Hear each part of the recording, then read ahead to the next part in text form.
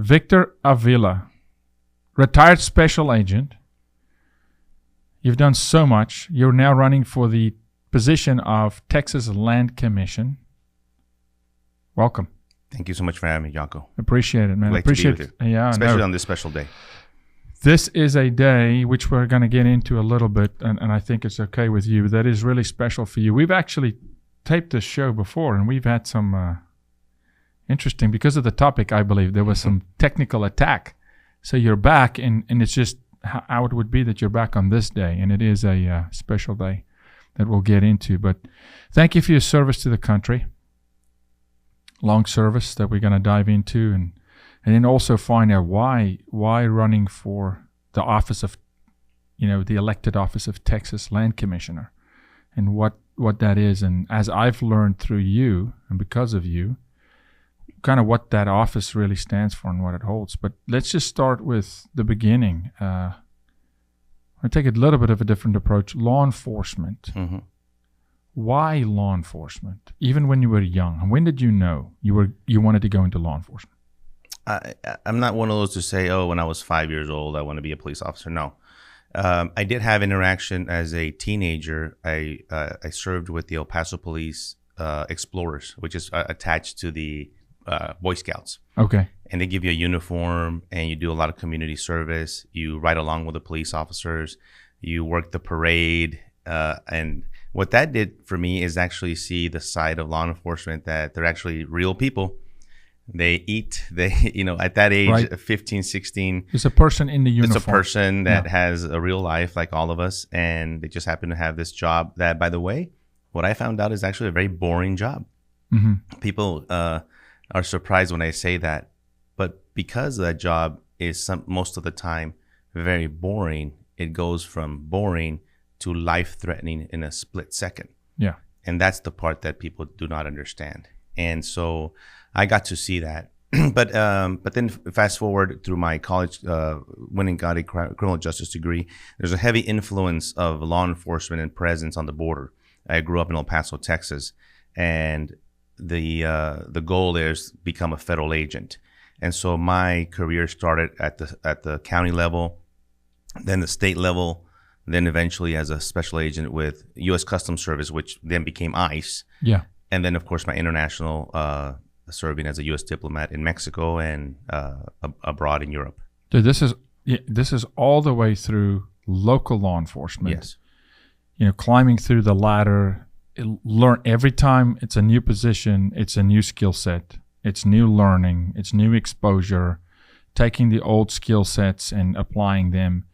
We talked before this, we talked about the art of negotiating and negotiation that you had to acquire, and became actually a critical, probably a part of why you were promoted to become a diplomat and a negotiator for our country, because at one point in time, you were negotiating on behalf of the United States. Take me through that a little bit while you were in Mexico. Yeah, I didn't realize that the negotiation comes from at every level.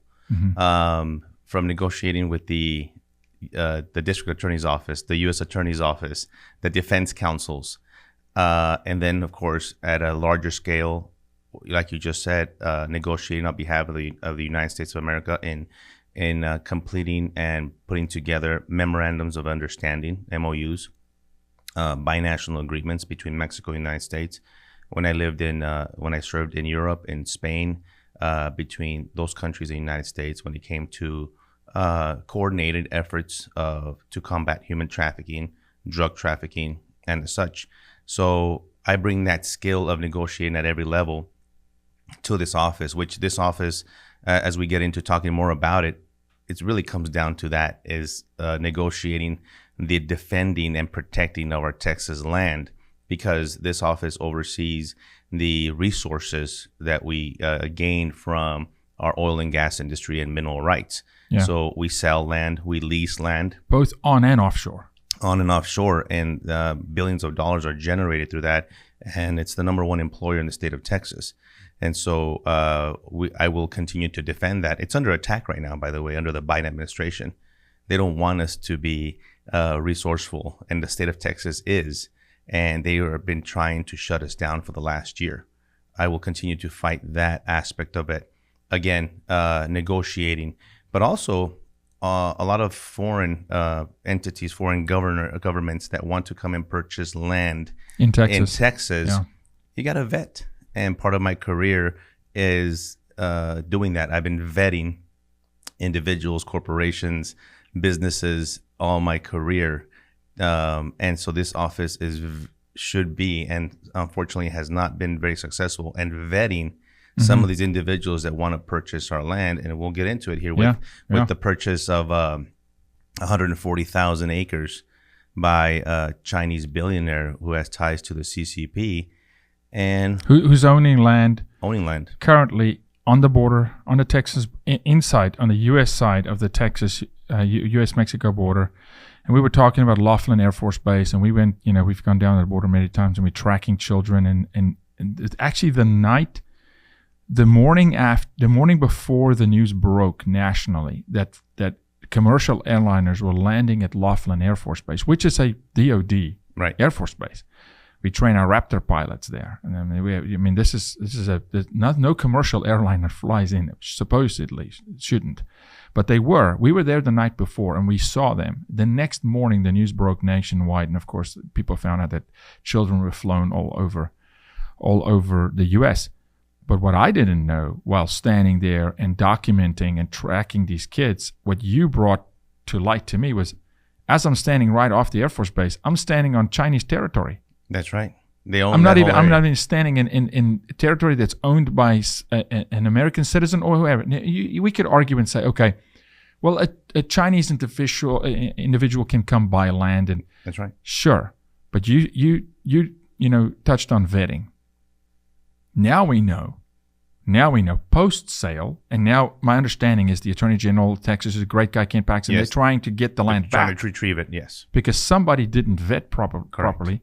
Because if they did, they would have found, you were telling me about generals in the CCP attached to this individual. Higher level military officials completely working with this. So they send a pawn to go gain access to a territory under the auspice of it's a private purchase, but it's not. It's strategic. Yes, and they have very specific plans for that land, other than the ones that we know about is, the wind farms and other things, and building higher towers than the ones that are existing in Texas. Plus, we know the national security risk here with China. Why are we even, pretending not to know? China is our number one enemy in the world, and China is in Mexico. They've been in Mexico. Very well established. Because they're in with the cartels. Some of the crimes that you were sent there to fight. When we talk about the drug, now fentanyl, number one. There was a time we were tracking fentanyl, and it's coming across the border as a powder. Yes. And people were dying like crazy, quickly. One use died because nobody knew how fentanyl is so lethal. They didn't know the quantities, the dosage. So China rolls into Mexico, sets up GMP labs. Yes. Pill factories. This is pill mills. This is not Mexico doing this. Now, they're allowing China through the cartels, through the cartels. But now they're manufacturing the pill to a certain dosage so that they can get someone hooked on it so they don't die at the first dose. And the same's happening with methamphetamines. And it's rampant. So now when you tell me now they own land on the U.S. side of the territory, it's becoming it's going to be used as stash houses, and it's gain of function, like we talk about COVID. This is gain of access. They're gaining access through every means, through land, through the cartels, killing us by sending in the poison, by teaming up with the Taliban. We know that they're with the Taliban. And yes, gaining individuals in the smuggling of terrorists through Mexico. This is one of the main reasons why I'm running for this office.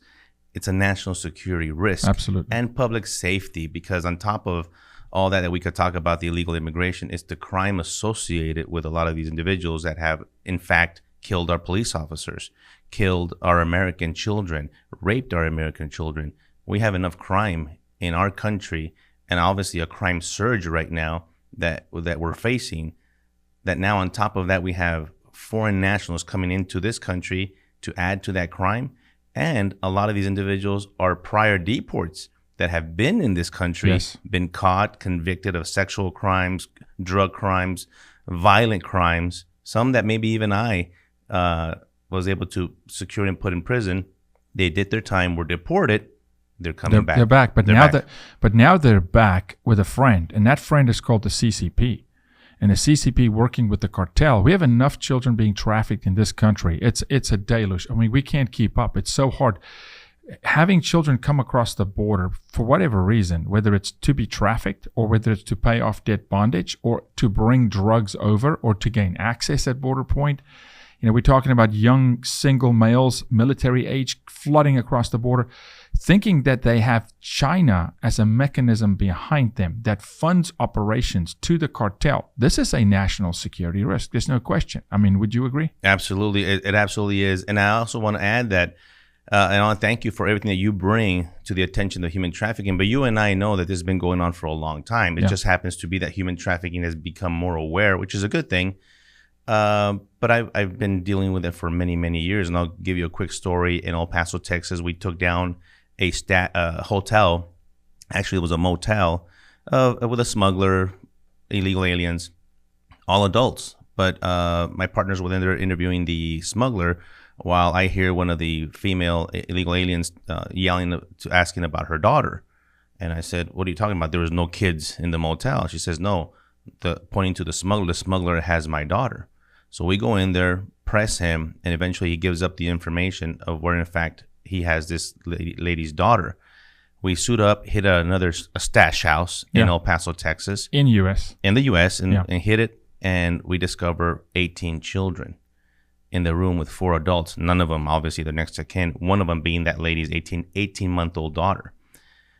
And so all of a sudden, we're like, what in the world is going on here? Now we need resources. Now we need vans. Now we need milk. Now we need diapers. Where do we take them? Where do they sleep at night? CPS and HHS. This is 18 children in one night. Can you imagine the thousands that we're seeing now? Yeah. So it definitely has taken a strain on the system. And the cartels and the traffickers have taken advantage of that, knowing that, in fact, the system, the way it's set up, cannot handle that amount of volume. So it's a free-for-all right now. Yeah, and they're leaking through the system. And those 18 children, and people say, Jaco, you say that you've been part of rescuing kids under 2. This happens. You just talked about an 18-month-old. Yes, it's that sick. Evil is that sick. Yes. If that child is not intercepted that night, they're in the United States, and it's to track that child down in the system in the U.S. is almost impossible. It's almost impossible. It's a ghost. And the cartels know this. And children, sex is always involved. But one thing that I've learned, and I want to talk to you about Mexico City particularly as I move towards a particular day, which this day is in memory of. You can't separate any of these other crimes from sex trafficking. It's like it all goes together. Sex is always in there. When there's drugs, there's sex. When there's sex and drugs, there's children. When weapons, there's children. And they know. I want to add that this you're right on spot, because you're absolutely, and I really appreciate you understanding this, because human trafficking investigations, I'm a subject matter expert in that, but are the most difficult cases I ever investigated. But you are just right, and I want to say this because every case of human trafficking case that I investigated had all those violations involved in them. Sometimes murder, weapons, drugs, everything within the human trafficking investigation, that sometimes the prosecutors want to stop there. And they say, we have the murder. Let's just get them. No. Yeah. I want to convict them on human trafficking, because that's what they actually do. Yes. And if we rescue victims. And it's normally by law. Thank God now we have the law since 2015. It's normally by law where we're going to get the maximum sentence of 30 years. But to your point, as a Texas land commissioner, interacting with district attorneys, interacting with law enforcement, sheriffs, state troopers, border protection, the Attorney General's office, the governor's office, the power this office holds to do good, which is what I'm looking at it for, to work with us, right? If we have someone in there, as we have at the moment, this is my opinion, that does not have the aptitude or the understanding truly of what trafficking is, or necessarily the willpower to let this office do what it was supposed to do, we're at a loss. If we can get someone in that office that truly understands trafficking, international trafficking, drug trafficking, how the cartels work, how to broker, how to barter, how to negotiate, how to go in and fortify Texas which is it's like Swiss cheese at the moment. It's leaking through. We absolutely need that. Help me understand the power intended from way back when. Yes. For this office. So this is the oldest office in the state of Texas, even before there was a governor's office. This office was, in fact, created for one purpose, and that's to defend Texas land. And I want to take things back to basics. How much land are we talking about? 13 million acres of state-owned land. That's a lot. And so I will start with the thousands of acres that border Mexico. We'll start there. I just came back from Kenny County. Yeah. Spoke to more ranchers and landowners. Great information. Every time I go down there, I learn so much. Me too, man. It's like you can't incredible. stop. You just get more. I want to share a story that I just got two days ago. Please. From a rancher. Was driving on his ranch road. A body is on the way and in the roadway. He gets off thinking it's a dead body of an illegal alien. He's pretending to be dead. This is Africa tactics. Has brass knuckles on, and he goes to go see him. He starts attacking him, punching him. 5 illegal aliens come. They take his truck. He had his rifle slung on him. They beat him up. They take on the truck. He gets his rifle, shoots off rounds, and they get scared and they spread out and bail the truck and take off. This is what's happening on the border. This is what's occurring. This is a Texas landowner that is desperate for protection. And I don't know. I may or may not have been on this ranch, but I've been on many. But people don't know of the 1,200 plus miles of Texas border with Mexico, right? They think the Rio Grande is this massive deterrent. At times it is no water, 10 inches deep or no water. No water. Number walk across. Number one. Secondly, even Border Patrol today are instructed by the administration that they need to aid and abet what they are called refugees. Which where's the refugee status? That's not even there. And we're seeing the morale decimated of our Border Patrol, of our state troopers, because we have any state troopers down there too. A state trooper I worked with drove 2.5 hours per shift from 4 counties over to come support on the border. And then he says, I'm not immigration. I can't deport anybody. Right. I'm literally just here to, and now there's thousands of trespassing cases, which are not felonies, and we're overrunning the system. But people don't realize is what you just said. A lot of the land, it's private property. And unfortunately, it's not being patrolled. It's not. And this is where I come in as a land commissioner. Yes. I talked to them. They want to donate their land. The landowner's like, please, I'll give you this portion of the land so you could put whatever it is that you need to. It necessarily not have to be a wall. Sometimes it is a wall or a barrier, but sometimes it's infrastructure, a road, cameras, technology, camera, infrared, lighting. Night vision. Lights. Just big old lights to shine them away. So just a patrol way. Just a patrol area. One of the ranches took me down in what they call a drag line. Where they drag the chain link fence and they clean it out so that Border Patrol can track. The drag line is this tall. The grass is overgrown. The administration is not even patrolling. So they're basically telling a rancher, in my case, this is the ranch where we found five kids on the ranch was found under the age of 7, 20,000 acre ranch. The owner of the ranch, the mother, says, I don't even leave my house anymore because the cartel. So we take her onto the property. It was her first time in a month going onto the property. And we find tracks. We track the tracks to the river. I'm talking about tracks, footprints smaller than my palm. Children, hundreds of them, into the river, a crossing. And you've been there so many times. Yeah. Just baby diapers and clothing and needles and just insane amount, insurer and stuff. You just reminded me, I got this information from another rancher that I was just there in Kenny County. And this goes directly to the Texas Land Office, because the General Land Office also is there to preserve. And we want to preserve our land. We want to preserve our beauty. Protect and preserve.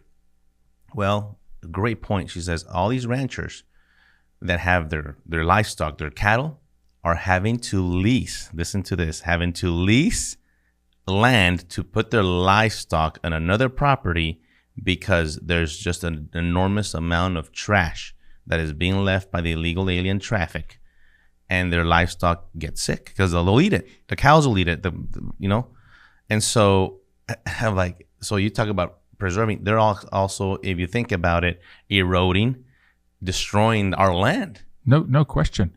I'm going to have, after this, I'm going to have Becca throw some of those images on screen because I want people to see. We're not talking about 4 or 5 candy wrappers. No. We're talking about it's decimated, and we're there. We're standing on the ground. And yeah, it's an environmental issue. I stood there that day and I said, if only.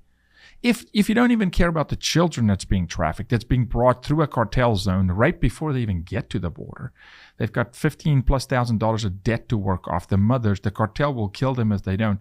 Where's the environmentalist that's right. even just talking about all the crap and the trash floating down the river, the Rio Grande, and on the Texas? No, they don't care. One rancher, this particular rancher, is 75 years old, and his wife, and they're very well known. And he used to hold a public office. He got a big ranch, and I talked to him 3 nights before we got to him. 2:00 in the morning, he had a knock on the door. Now, so much of this, Victor, is reminiscent for me of Africa. When you talk about the guys laying in the road, right. This is how my mother got carjacked. People lie in the road, so you can't run over them. You stop. You think they're hurt. You get out, and they ambush. Right? Mm-hmm. Yeah, 100%. Everybody in my family has been carjacked in South Africa at gunpoint. I mean, shots fired in the gun. It's insane. By God's grace, they're alive. This is Africa. So I'm like, this is Africa, but it's Texas. I'm like, wait a minute. How did we get here? That's right. How did we get to people crossing the border illegally like Africa and come and rape and plunder and steal and go back? You talk to me about how often cartel will come over and go back. This is not even just staying. This is like they don't want them. A lot of them don't want to come back. No, it's a thoroughfare. They just go back and forth. Drop off the drugs, drop off the people, drop off the kids. So as a Texas land commissioner, you have a say-so into this situation. Absolutely. You can.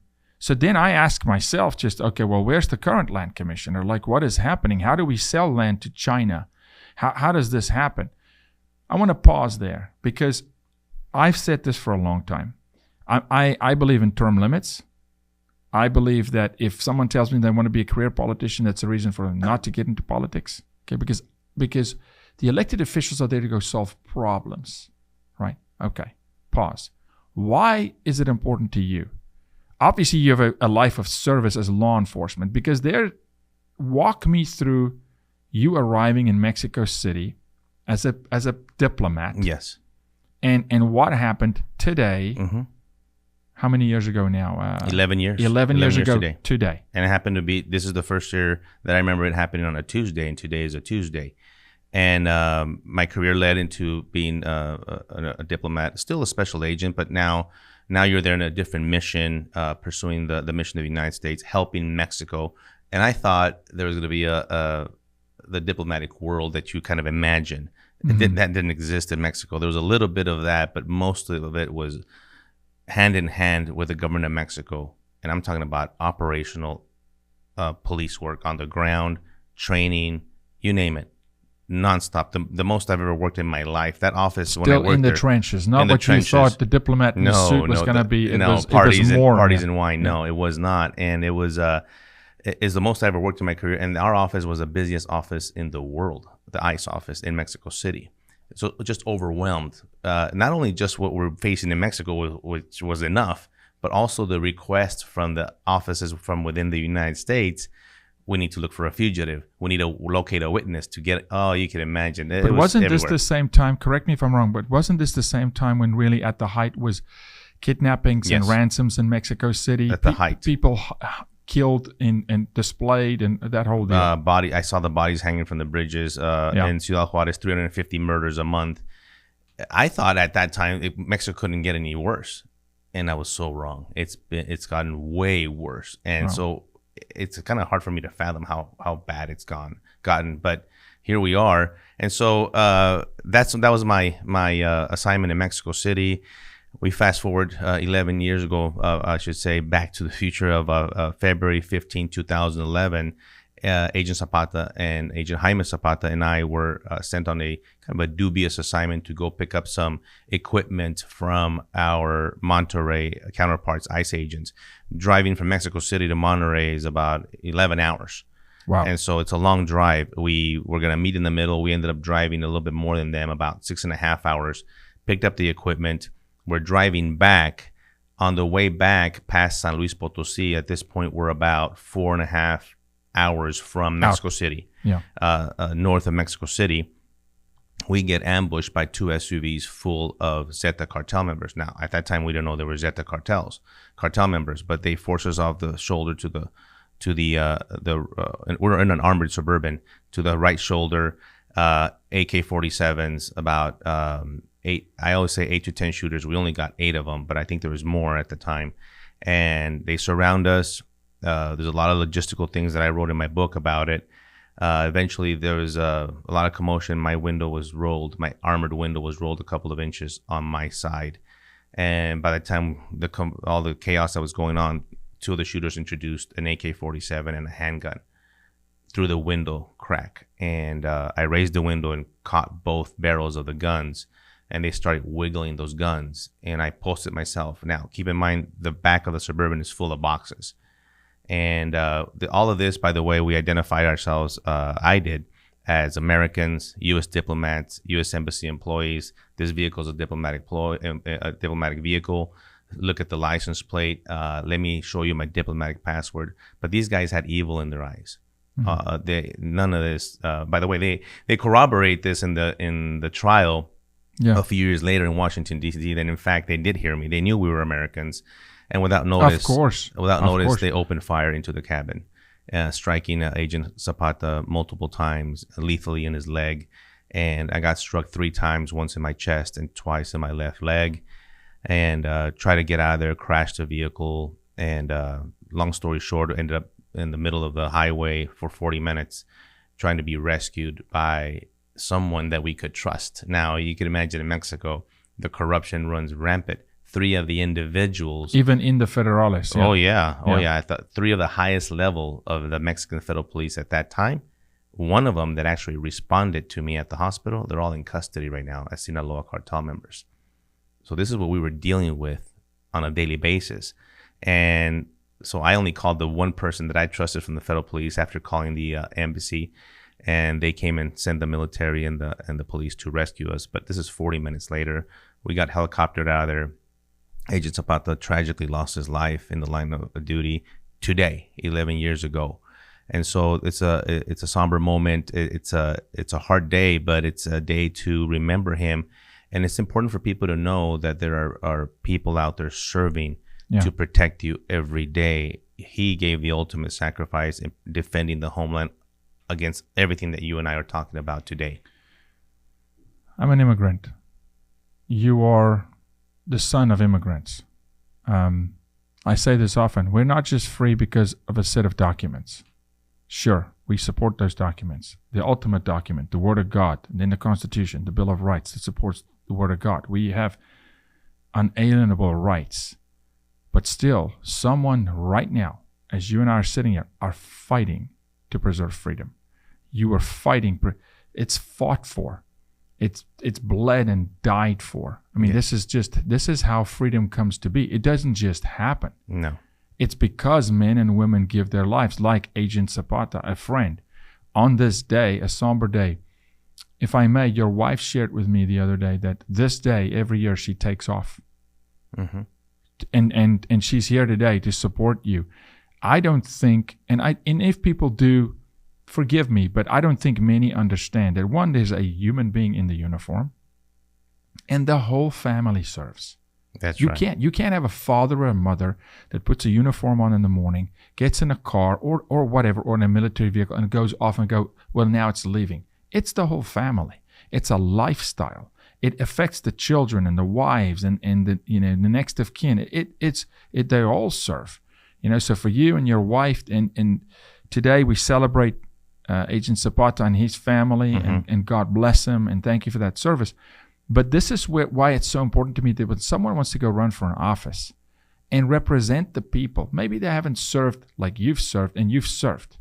And I'd argue to say, for a guy who took 3 bullets for his country, that is a hellacious experience, number one. And you argue that the aftermath was worse. Worse. I talk about it in the book because the day I got shot is the day I lost my career. I just didn't know it. And it took several years to figure that out. The agency didn't want me back. Operation Fast and Furious, 2 of the weapons recovered are tied to that botched assignment and botched operation under the Obama-Biden administration.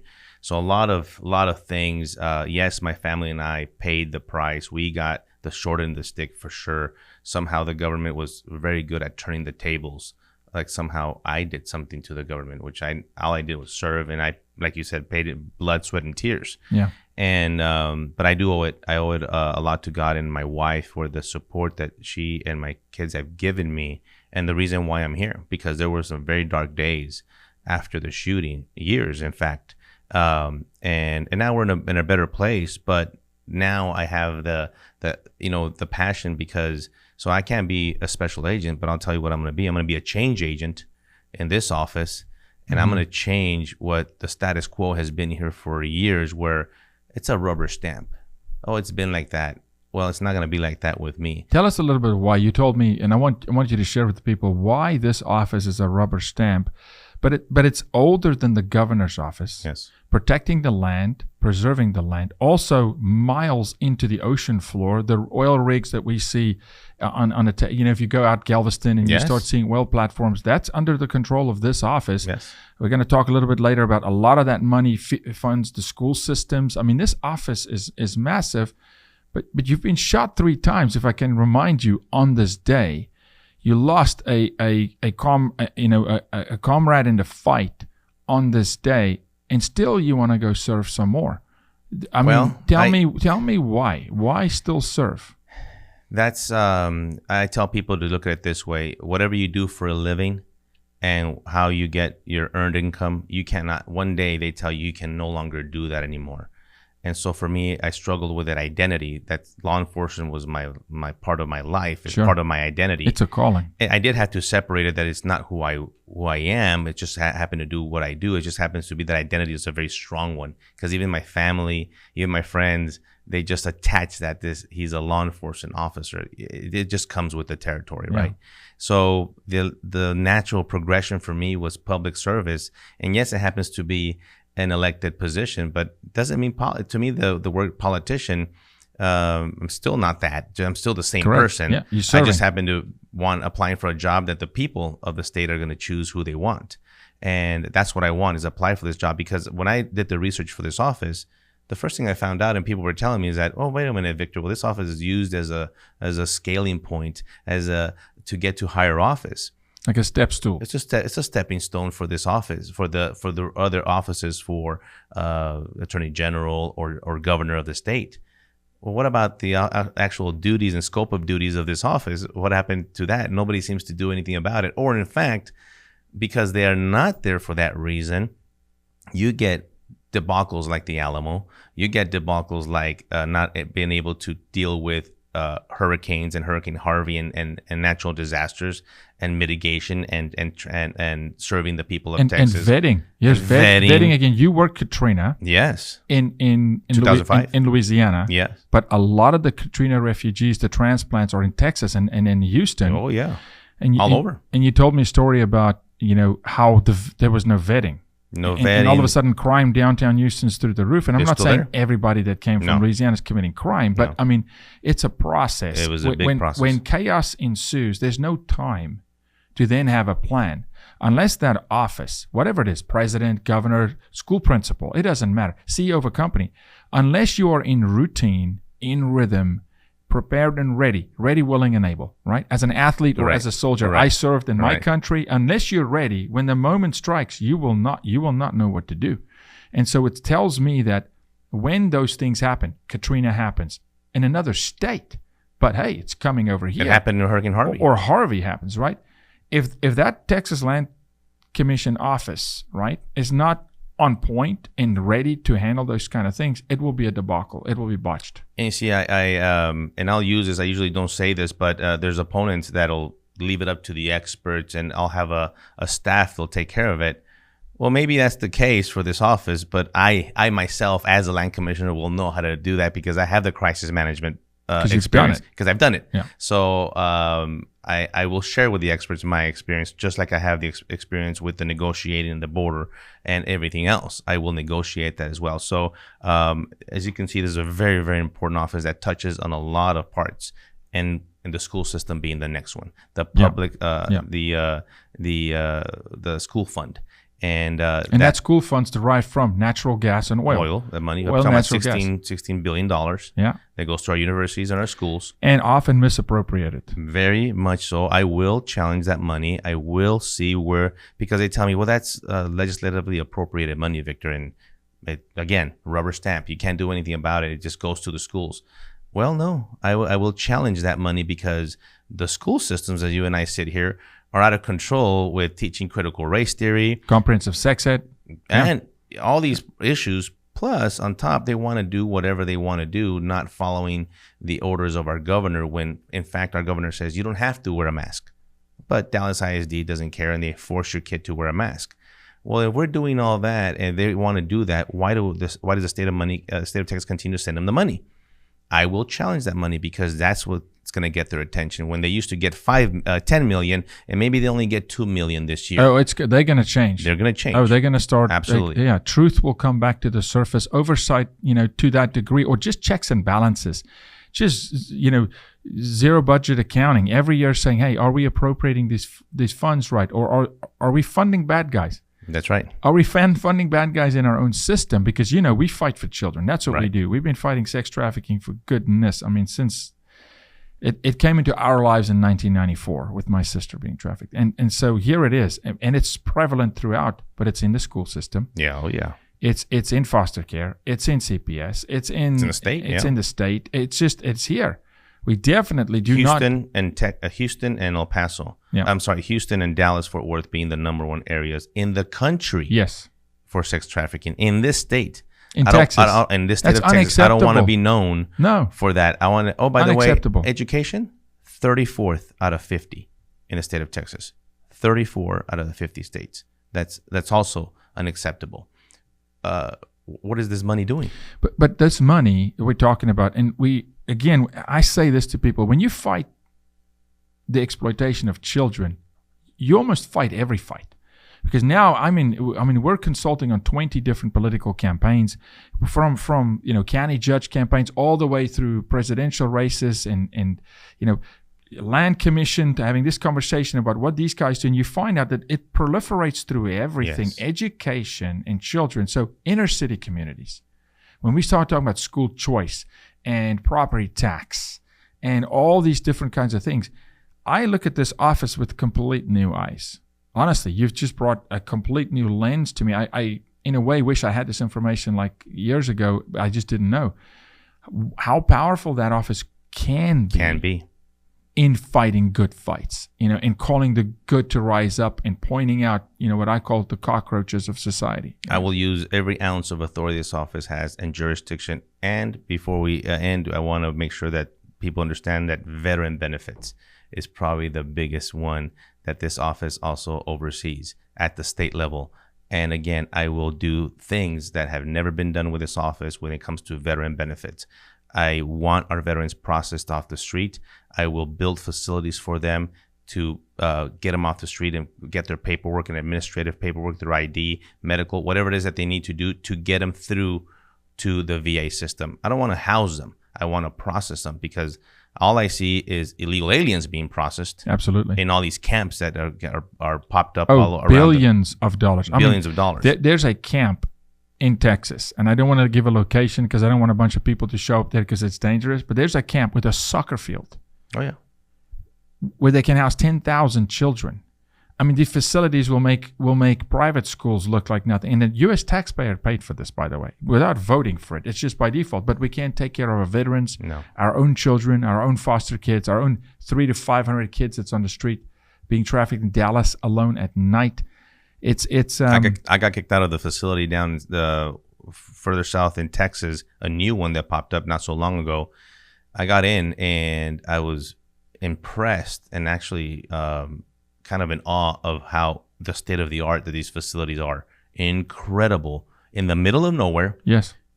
Plumbing, water, electricity, recreational areas. Floodlights. It's like a city. Nice. Yeah. And I'm like, this is not for us. It's not for me. It's not for any U.S. citizen. It's not for any veteran. It's for people from other country that are here illegally. because I'm a pro-legal person, Same legal here. immigration. But we have a really good legal immigration system. And it has, and it can be, and it needs work, of course. But I mean, it's there. It's there. I'd argue it was really difficult for me to become a citizen because I was from South Africa and we never lived the free trade treaty between South Africa and the U.S. And I'd say it was a little unfair, but you know what? It's worth it. It was worth it. It should cost you something, to be an American citizen. It's such an honor. Because those people, Jaco, want to come here and be Americans. And the biggest difference that I see now of the illegal aliens coming in is completely the opposite. I want to talk about that after this break. I want you to talk about assimilating. Yes. Right? If you can, just real quick. I got to just thank the guys and gals at Patriot Mobile, the only Christian conservative cell phone provider in the U.S. that truly, honestly puts their money where their mouth is. In this conversation, let me tell you, Patriot sent down some of their executives with us to the border, not just to come observe, literally came in shorts and T-shirts and boxes of food and resourced our armed forces, our border patrol, our ranchers, went to food shelters that feed thousands of children on the border, and they resource them. They stand with us. They really do what they say they're going to do. They put their money where it matters. And they use all the major cell phone towers, just like all the other carriers. So you're going to get great service. Go dial 972-PATRIOT. And when you do, mention the bottom line. That's where you are, the show, the bottom line. And you'll get free activation. Check them out. 972-PATRIOT, Patriot Mobile. We appreciate everybody at Patriot Mobile. The concept of assimilating. When I lived in Canada, I go for a walk one day. It was a soccer World Cup going on, okay? And it's chaos in the streets. You can't drive anywhere. But I go for a travel to explore a city where I'm there to play football, right? Mm-hmm. After I immigrated to the United States. I signed a contract to go play football in Toronto. And I discover Little Italy. And then I go, 4 or 5 blocks further and I discover Little Greece. And like the Australian community. And then the Asian community and Middle Eastern community. And I figure out, wait a minute, there's no such thing as a Canadian, and of course by passport, but I'm talking about one set of values where you become a Canadian, like you become an American. You pick up the American, the dream, the American values. I even had to swear an allegiance to this country and lay down my allegiance to South Africa and had to defend this country. That's right. Foreign and domestic threats, right? Talk to me now about illegal immigration that you're seeing, and you've lived in Mexico City today. Do they come to become Americans? There's very few now that actually come with that objective to work, one, and to want to become an American and assimilate. And I wrote that word on there, and I remember thinking about it because the Biden administration right now, as you and I speak, you cannot write the word assimilation or assimilate in any document. They prohibit you from doing that. Just like you cannot use the term illegal alien, even though you hear me saying it a lot, because it's a legal term. It's not a derogatory term. It's a legal term. It's in our law. It's legislative. It's legislative law. That's what it is referred to. But the assimilation part is so important because you use the word become, and it's so important. Yes, you're becoming this. How do you become an American? Well, you become with the values of God, family, education, hard work. It's very simple. But you also become a member of your community. You do communicate with your neighbors. You do engage with them. It's a responsibility. We've done that. I've lived in a lot of places around the world. I've tried to assimilate as much as I can when I lived in these different places. And that's the big difference, that I don't see it happening. What I'm seeing is the Guatemalan nationals, well, they want Guatemala here. They want Afghanistan here. They want Ecuador here. And you can't have your cake and eat it too. It doesn't work that way. They seem to want all the benefits, the money, the education, the housing of the Americans, yet still proudly wave their home country's flag. And that's not just the way it works, because if you would try to do it just the other way around, go into Mexico and get in the back of a pickup truck and wave the U.S. flag, see what happens to you. See how long it takes you before somebody takes you down. That's how serious they take it in their country. Yeah. They're not going to allow it. Yeah. But yet we allow it here. I want to talk about, because I am, I was on the phone with a an attorney general yesterday that does a lot of good work in our fight. And that's why I love you so much, brother, because you have fought historically for human rights. These are human rights issues. They're human rights. Well, yeah. These are human rights issues. And the people that sit in their ivory towers and human rights violation. Pause for a second. Let's talk about the kids raped and plundered and trafficked in this country. Let's talk truly about the kids that's flooding across the border before you say bleeding heart, we should take care of the people of the world. We physically can't. This book, I want you to talk about this book, okay? Agent Under Fire. I don't take this lightly, but I want to point something out. 3 bullet holes on the cover of this because 3 bullet holes in your body. Correct. Right? I want to recommend this. We'll throw it up on the screen. Agent Under Fire by Victor Avila. Talk to me about this book a little bit. What can we expect in this book, Victor? It was, I needed to put the story down. I needed to educate and want to bring the awareness that a U.S. agent was killed in the line of duty in Mexico. That had not happened since 1985 when DEA agent, Special Agent Enrique Camarena was murdered, was captured and tortured and murdered. And there was to this day, is a beautiful remembrance of him by that agency. But that didn't happen with Jaime Zapata.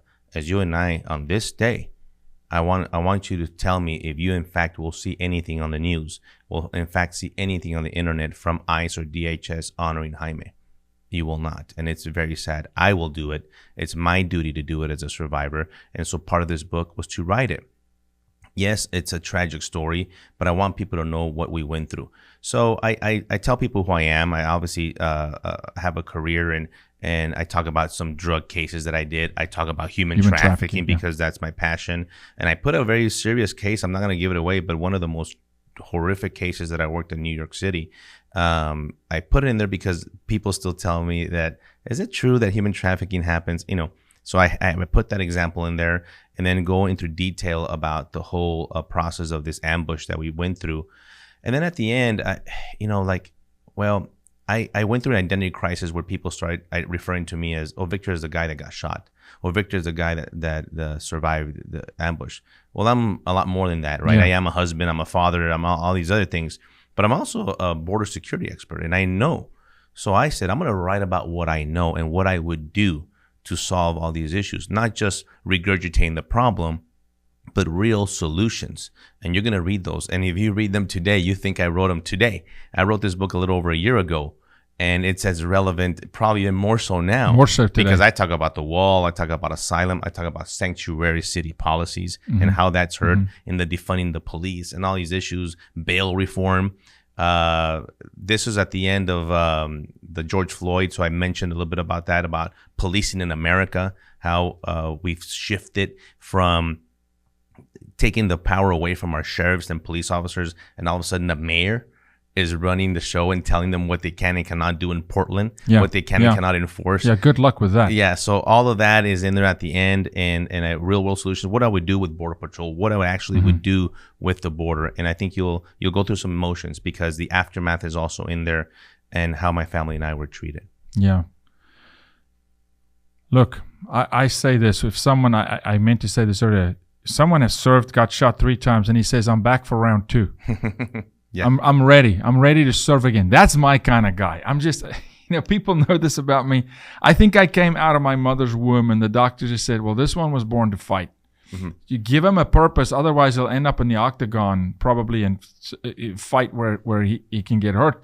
But I have to. We have to speak for the voiceless, and we have to represent the people. Now you're running for an office that's elected by the people. Yeah. Okay. I think there's very few,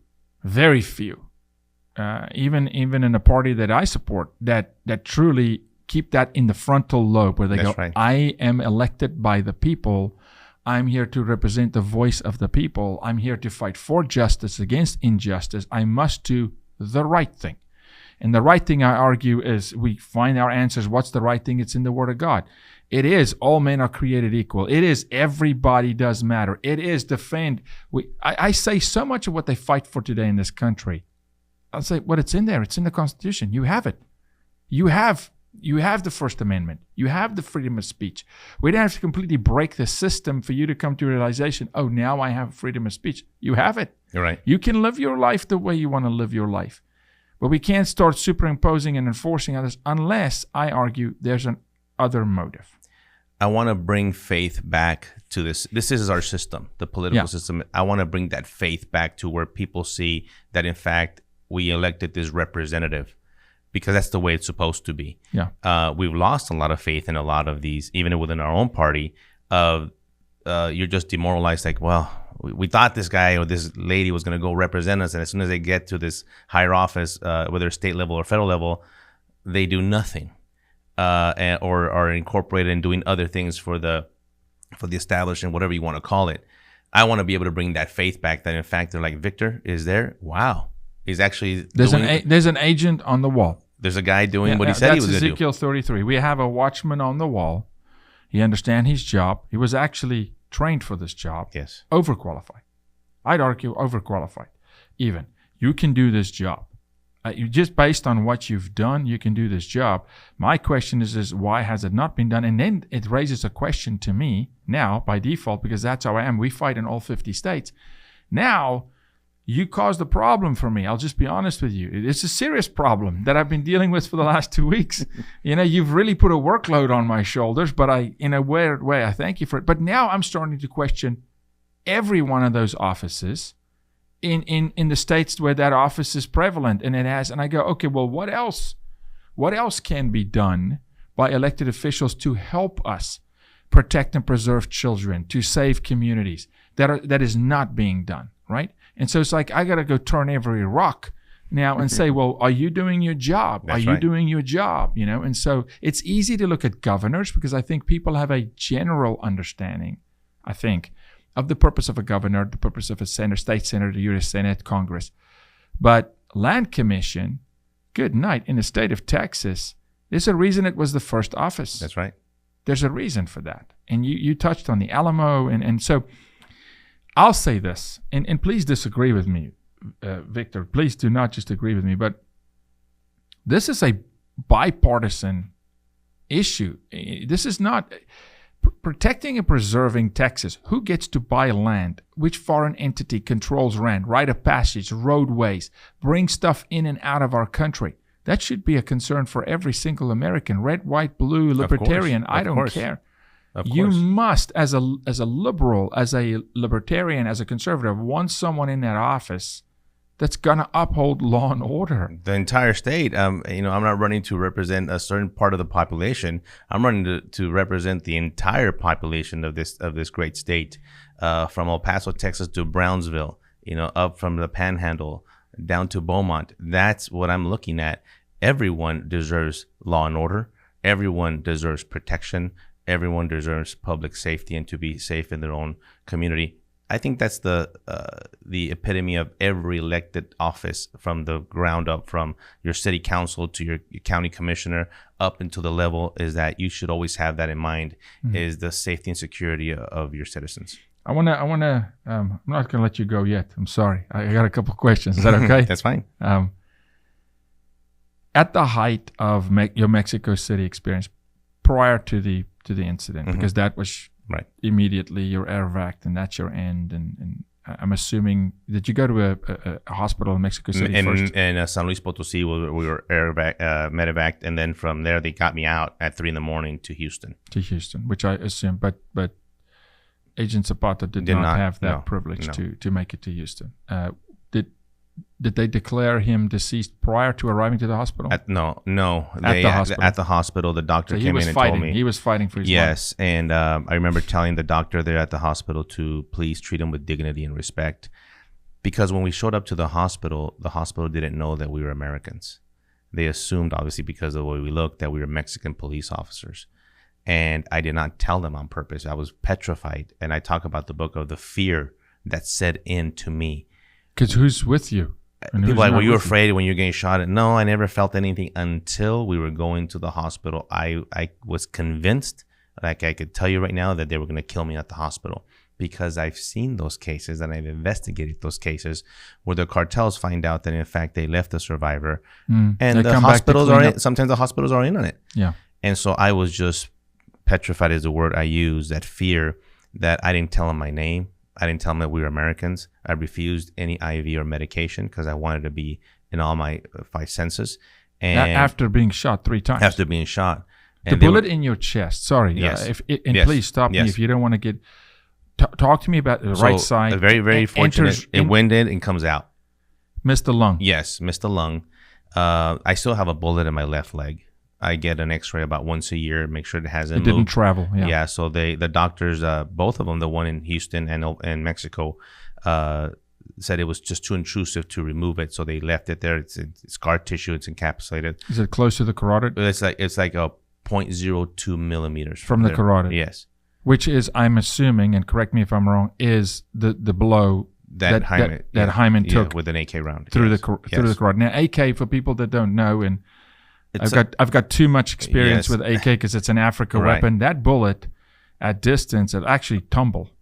And that thing, it's not a very efficient weapon, but it creates just a mess. And so think of those. I had a lot of shrapnel in my face and a lot in my groin area. Were you in the passenger seat? I was in the passenger seat. So the shots fired, all the shots are literally past you. Yes, and so I have a hearing loss. I suffer from hearing loss on my left ear because I turned this way to avoid the shots, and so I have hearing loss here, and I had a lot of glass and shrapnel in my face and in my groin area. They were taking the metal out because those bullets were bouncing around inside the cabin. It's chaos because it's an armored vehicle. Right. So now once a bullet is inside, it's going to ricochet inside. Correct. It doesn't just penetrate through the vehicle.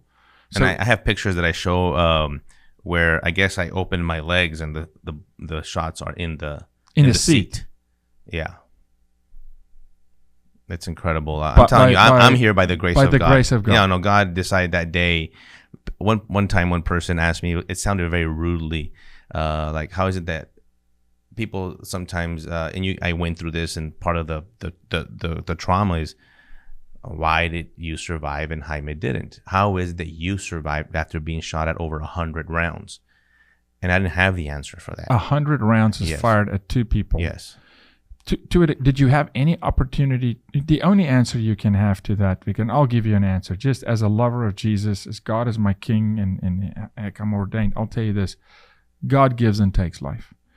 And at that day, as sad as it is, it was a decision that it was time for Jaime to be with him, and he saved you for another day. He saved you for a purpose. And that was the answer. And I say this to people: if you wake up this morning, which you did and I did, I'm not here for me. The second I think I'm here for me, the second I think it's about me, I'm off. I'm alive for other people. I'm alive to fight for somebody, to defend my kids, of course, and my wife. Mm-hmm. But we're here because God has a purpose with your life. Your job is to go find that purpose, is to pray, to get on your knees like Daniel 3 times a day to the east and say, Lord, why am I here? And if he's calling you to run for an office, it is an assignment. It's no different than being sent by the government of the United States to Mexico City as a special envoy. Hey, you're going to go represent our country. You're here to represent God for good, for people, against evil. And so you're alive. And so that's why I'm taking this so seriously, because the human nature would be, I'm not serving again. I'm going to hide. I'm going to take a low-key job. I'm going to blend in. I'm going to minimize the risk completely. There's major political capital, social capital risk running for an office. Absolutely. For anybody, right? Absolutely. So it's service. It's service. It is the word calling. When we looked at this, there was major thinking about it. It was methodical, and I say this sometimes that I love that word from my very first supervisor, U.S. Customs Special Agent, God rest his soul, Kenny Williams, who passed away 1 year after his retirement. But this was an old-fashioned, U.S. Customs Special Agent, and he's like, Victor, you conduct these investigations slow and methodically, because when you do it methodically, there's very few things you're going to miss. You hurry up, you're distracted, you'll lose things, you'll lose evidence, you'll miss cues and stuff that you're looking at. And so that's the way I approach this race. I came in a little late, but it wasn't because you were late. It was because I was really praying, my wife and I, is this what it is? And we came to this is it. This is the opportunity to serve. This is the calling. This is the reason. There's been many reasons. Maybe it was just to see my kids grow up. Maybe it was just to be with my family. Maybe it was other than that, but it was more. It was always more than that. Is Victor can give. Victor can serve. There's a lot more for me to give back. Well, obviously, your first job, you're a husband. That's the most sacred institution. And then you're a father. Right. And it starts there. I mean, I tell every father, that's the first battleground right there, is earn their hearts, fortify them, raise them up in God's ways. They won't depart from it. And then there is now going to the community, which you're doing. And, in those moments, in the line of fire, way overused term, but in the line of fire, was there an opportunity to fire back? Because it's so risky, because you couldn't, because you're in a chamber, right? I mean, you couldn't shoot back. And the detail here is that we had two weapons, and we didn't have access to them. They were stuck in the bottom of my backpack that were caught underneath the folding seats. So there was no access to them. When I ended up in the median, and then I was able. Did you take over control of the vehicle? Well, from the passenger seat as much as I could. Leaned over and tried and push. Get it in gear and trying to put Jaime's leg on the gas as we hit the car to escape and crashed it. And people can go online and see the pictures of the Suburban, how I ended up. But the part where when they left, one of the SUVs did a U-turn, came back, and two of them came out, and you'll see the pictures where they were shooting their AK-47 right through trying to penetrate the glass. And once they left, I got on the phone. The call is online where I called the embassy, but then I was trying to access my weapons. I remember with all my might pulling that backpack from underneath the seat. And then I got one, put it in my belt line, and I had the other one because there's still a couple of people that try to approach. You don't know at that point who's coming. No. Who's a friendly? Nobody is a friendly. Nobody was a friendly. One of them looked like an ambulance, and I'm thinking, okay, this is here's the rescue. It's just one guy, but he's not wearing a uniform or anything. But an ambulance, when you recognize, it doesn't have any markings, but it's the shape of an ambulance. He comes across and opened the door, and and I'm already he can't see me, but I have my gun on him. And he's like, I don't trust who he is. I find out years later, under the testimony, that is Los Zetas' own ambulance that they use to come clean up and clean up or rescue them. Rescue their guys. Or come and inject something or whatever. But that tells me, because you drove 6.5 hours, give or take, right. Okay? And I may be botching it, and you drive back, you're about 4 hours out from Mexico City from base camp, right? They knew you were Americans. They knew. I mean, they had so much time. Had you been doing that route before? Oh, I knew Highway 57 is the main artery, the main road, and I've driven it many times. So they sent a cleanup crew after, either to help their guys, their fallen, or to friends, finish off, or to clean up the mess. Look, this conversation can go on forever. I would remiss if I don't ask you this question. You're an expert in anti-human trafficking, not by choice, by just being in this fight for so long. Some would say I have a lot of knowledge in this, and I really think I do, and we fight in this. Is the trafficking of human beings today, sexual exploitation today, is it prevalent, very prevalent, or is it a crisis? It's a crisis. It's such a crisis that we have to put out now these awareness public announcements during the Super Bowl, because Super Bowl, and not just Super Bowl, that's how prevalent it is. But Super Bowl is a good example. There's other big boxing matches in Las Vegas that attracts a lot of people from other parts. Any human migration, it brings in these individuals that want to participate in the human trafficking with children, and it's unfortunate that there are organizations out there, criminal human trafficking organizations, that provide the children, that provide the young girls. I'm going to ask the victims. Becca, do you mind? Can you pull up the as we close, the Texas Land Commission office website? I just want people to see it, and I want to encourage all the viewers to go look at the Texas, especially if you're a Texan. Go look at the Texas Land Commission office. Educate yourself on. I mean, Victor's done such a great job on the role. And then look, man, this is me officially, no hat, throwing my hat in the ring and say, come on.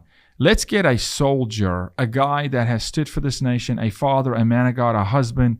Let's get him in that office to go fortify and defend really the barrier to the United States, which is the state of Texas. Yeah, we have California and New Mexico, but small portions. The largest portion, 1,200 plus miles out of 1,900 miles, is Texas. And if we don't fortify Texas or at least negotiate and broker on behalf of the state of Texas when it comes to land, the appropriation of money, school systems, anti-trafficking, border protection, and what you're going to be able to do for anti-trafficking, then we're going to be in serious trouble. That's the website. We'll put it up, glo.texas.gov. Check it out. Also, this book, Agent Under Fire. For all the guys out there, make it a gift. Buy this for your son. Buy age appropriate. Buy it for your father, your dad. Make it a gift. Let's support the guys who really have experience, who's not there to become lifetime politicians, who really just want to serve, historically has served. Victor, it's an honor. I'm excited for you to be in that office because it's going to make my job a lot easier fighting trafficking. Oh, imagine that what we can do when you have someone that knows exactly what's happening and recognizes it. I'd ask the viewers and the listeners to go to victoravilatx.com. That's the campaign one. victoravilatx.com is I'm getting a lot of support from outside of the state exactly because of what you're saying. People understand that what's happening in Texas is crucial to the rest of the nation. Absolutely. If we lose Texas, people in Virginia, in Colorado, and so I want to thank everyone for those donations and for that support from outside of Texas as well. Yeah, and hopefully this time around, tell us a little bit about the campaign, just when voting is, early voting started yesterday on Valentine's Day. It goes on the primary in a couple of weeks, and then the big day is March 1st. And we have a lot of opponents, but the way it looks is I will be in the runoff. So the top two will go. If no one of the candidates gets above 50%, the top two go. If one of them gets 50%, that will be the candidate for the Republican Party. But because of the way it's going on, and because I'm coming in making some very, very strong waves here with the people, they're starting to recognize they don't want another politician there. They want a person just. I don't want to run off. I want you to be the guy. That'd be nice. Above the 50. Let's go 50. And I think let's, because we're bringing an awareness to the importance of that office. Hopefully the show and things like this can make people go, well, wait a minute, I never even thought about that. I need to be intentional and maybe go vote on this where they've never voted before. Especially the primary. And I'll say it again. It is, when Victor runs, it's a bipartisan issue. And ultimately, when you run against someone on the other side, it's going to come down to who has the skill set. That's right. Right? Because obviously now we see that previous occupants of that office have not been able to vet because they're selling land, under an auspice to the CCP on our border, which is a disaster. Okay, so good luck, getting that back. We're going to have to fight. That can't happen, and you have the skill set. God bless you. Thank you, family. Thank you, Jaco, for having me. Thank you for serving again, man. Appreciate You're a blessing. Thanks, Thank you so much.